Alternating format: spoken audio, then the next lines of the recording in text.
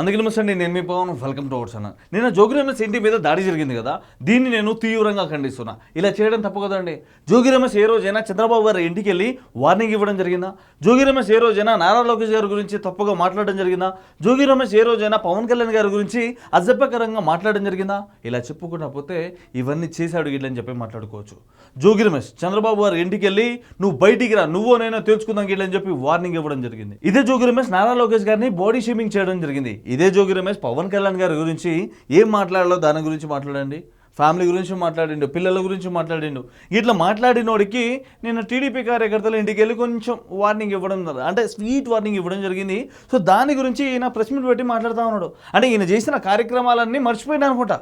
అసలు నాకే తప్పు లేదు, నేను ఎవరి జోలికి వెళ్ళాను, నేను అసలు ఏం మాట్లాడలేను, టీడీపీ గుండాలు, టీడీపీ పిట్ పాకెట్లు అందరూ వచ్చి మా ఇల్లు మొత్తం ఆగం చేసిరు గిట్లని చెప్పి బోరు నేడుస్తా ఉన్నాడు. ఒకసారి చూడండి నేను ఏం మాట్లాడుతా ఉన్నాడు. మాట్లాడే జోగా అంటే జోగి రమేష్ నేను ఇష్టంగా చెప్తాను. ఇంటి మీద కొన్ని వందల మంది తెలుగుదేశం పార్టీ రౌడీలు గుండాలు దాడి చేసిన సంఘటనలు మీరు చూశారు. అసలు ఈ భోగి రమేష్ ఇంటి మీద ఎందుకు దాడి చేస్తామన్నారు టీడీపీ కార్యకర్తలు? అసలు ఈయనేం మాట్లాడాను ఇక్కడ నేను చెప్తా చూడండి. ఈ భోగి రమేష్, ఇది జోగి రమేష్ నారా లోకేష్ గారిని బాడీ షేమింగ్ చేశాను. అరే బరువు అయితే తగ్గించుకున్నాడు కానీ కొవ్వు తగ్గించుకోలేదు, బుద్ధి తగ్గించుకోలేదు గిట్లని చెప్పి వాడి గీడు గిట్లని చెప్పి మాట్లాడాను. ఇంకా ఏం చేస్తారు అంటే నారా లోకేష్ గారిని అభిమానించే కొంతమంది కార్యకర్తలు ఉంటారు కదా, వాళ్ళందరూ ఇంటికి వచ్చారు. అంటే జగన్మోహన్ రెడ్డి గారిని అభిమానించే కార్యకర్తలు కూడా ఆ రోజు టీడీపీ కార్యాలయం దగ్గరికి వెళ్ళి టీడీపీ ఆఫీస్ని మొత్తం ధ్వంసం చేశారు కదా. ఆ రోజు జగన్మోహన్ రెడ్డి గారు మాట్లాడిందే నేను ఇప్పుడు మాట్లాడుతా ఉన్నాను. నారా లోకేష్ గారి అభిమానులు ఈయన రెచ్చగొట్టేలా మాట్లాడిండు, వాళ్ళు రెచ్చిపోయారు, ఇంటికి వచ్చి చూసుకున్నారు. దీంట్లో తప్పేముందండి? అంటే ఆ రోజున మీరు చంద్రబాబు నాయుడు గారి ఇంటికి వెళ్ళి చంద్రబాబు గారు నువ్వు బయటికి రా, నువ్వో నేను చూసుకుందాము, ఇక్కడే తెలుసుకుందాం గిట్లని చెప్పి వార్నింగ్ ఇచ్చినప్పుడు ఆ నారా లోకేష్ గారి గురించి పప్పు గిప్పు గిట్లని చెప్పి ఎన్నో మాటలు మాట్లాడినావు. ఆడికి పోయినావు. పవన్ కళ్యాణ్ గారి గురించి అయితే అసలు నార్మల్గా మాట్లాడాల, పిచ్చి కుక్క కిచ్చి కుక్క గిట్లని చెప్పి మాట్లాడాను. ఓకే, అది కూడా చూపిస్తాను, అన్నీ చూపిస్తాను.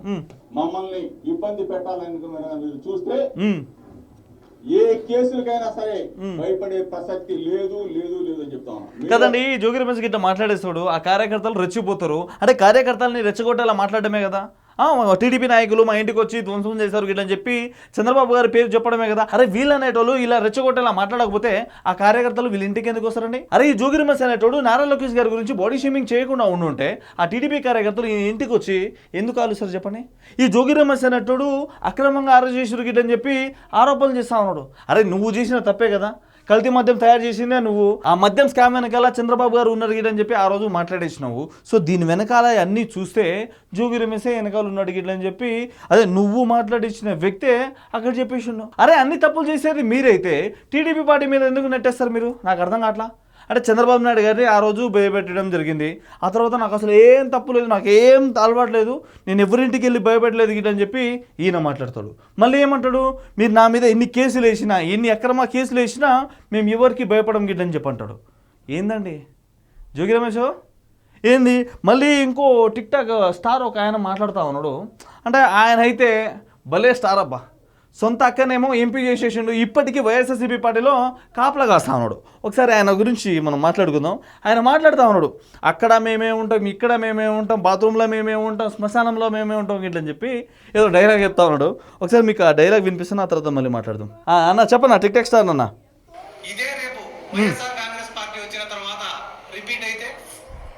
ఏంటన్నా వైఎస్ఆర్సీపీ పార్టీ మళ్ళీ అధికారంలో వస్తుంది గిట్లని చెప్పి బ్రహ్మ పడతా ఉన్నాం అనుకుంటా, ఆ బ్రహ్మలకి వెళ్ళి బయటకు వచ్చాయన్నా. ఎందుకు ఈ కూటమి పార్టీ ఇంకా 15 సంవత్సరాల వరకు అధికారంలోనే ఉంటుంది గిట్లని చెప్పి వాళ్ళందరూ మాట్లాడుతూ ఉన్నారు. నువ్వైతే నెక్స్ట్ టైం 2029లో మేమే అధికారం వస్తాము గిట్లని చెప్పి మాట్లాడిస్తున్నావు. ఆ భ్రమలకి వెళ్ళి బయటకు రా ఫస్ట్.